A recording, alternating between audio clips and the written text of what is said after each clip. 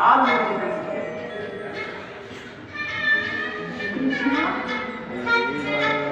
ಹೇಳು ಕೃಷ್ಣ. ಆ ಧಾರ ಶೂರ ವೀರನಿಗೆ ಜನ್ಮವಿತ್ತಂತಹ ವೀರಮಾತೆಯಾದರೂ ಹೇಳು ಕೃಷ್ಣ, ಯಾರೆಂದು ತಿಳಿಸು ಕೃಷ್ಣ. ಆ ವೀರನಿಗೆ ಜನ್ಮವಿದ್ದ ತಾಯಿ ವೀರಮಾತೆ. ವೀರಮಾತೆ? ಆ ವೀರಮಾತೆ ಲೋಕೈಕ ವೀರರಾದ ಪಾಂಡವರ ತಾಯಿ ಕುಂತಿದೇವಿ. ಕೃಷ್ಣ!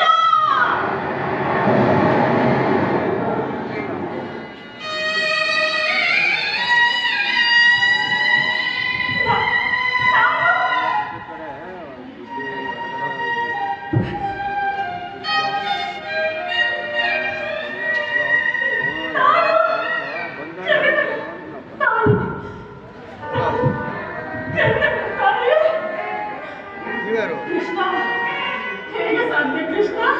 ಅದು ಹೇಗೆ ಸಾಧ್ಯ ಕೃಷ್ಣ? ಹೇಳು ಕೃಷ್ಣ. ನೆನಪಿದೆಯ ತಾಯಿ? ಹಿಂದೆ ನೀವು ಸೈನಿಕಾವಸ್ಥೆಯಲ್ಲಿದ್ದಾಗ ದೂರ್ವಾಸನೆಗಳಿಂದ 5 ಮಂತ್ರಗಳನ್ನು ಪಡೆಯುತ್ತೆ. ಅವುಗಳು ಫಲಿಸುವುದೋ ಇಲ್ಲವೋ ಎಂಬ ಅಭಿಮಾನದಿಂದ ಅದರಲ್ಲೊಂದು ಶ್ರೇಷ್ಠವಾದ ಸೂರ್ಯ ಮಂತ್ರವನ್ನು ಏರಿಸಲು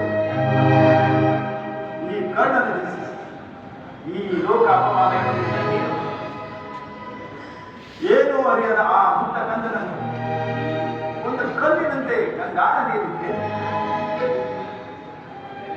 ಕರುಣಾಮಣಿಯಾದ ಗಂಗಾ ತಾಯಿ ಧೃತರಾಷ್ಟ್ರನ ಸಾರಥಿಯಾದ ಅನಿರುದ್ಧನು ತನ್ನ ಕೂಲಿಗೆ ನೀರುಣಿಸುವಾಗ ಆತನ ಬಳಿ ಸೇರಿಸುತ್ತಾರೆ. ತನಗೆ ಮಕ್ಕಳಿಲ್ಲದ ಕಾರಣ ಆತನು ಆ ಮಗುವನ್ನು ತೆಗೆದುಕೊಂಡು ಹೋಗಿ ತನ್ನ ಹೆಂಡತಿಯಾದ ರಾಧೆಗೆ ಕೊಡುತ್ತಾನೆ. ಆಕೆಯು ಕರ್ಣನನ್ನು ಅತ್ಯಂತ ಪ್ರೀತಿಯಿಂದ ಸಾಗಿಸಲಿರುತ್ತಾಳೆ.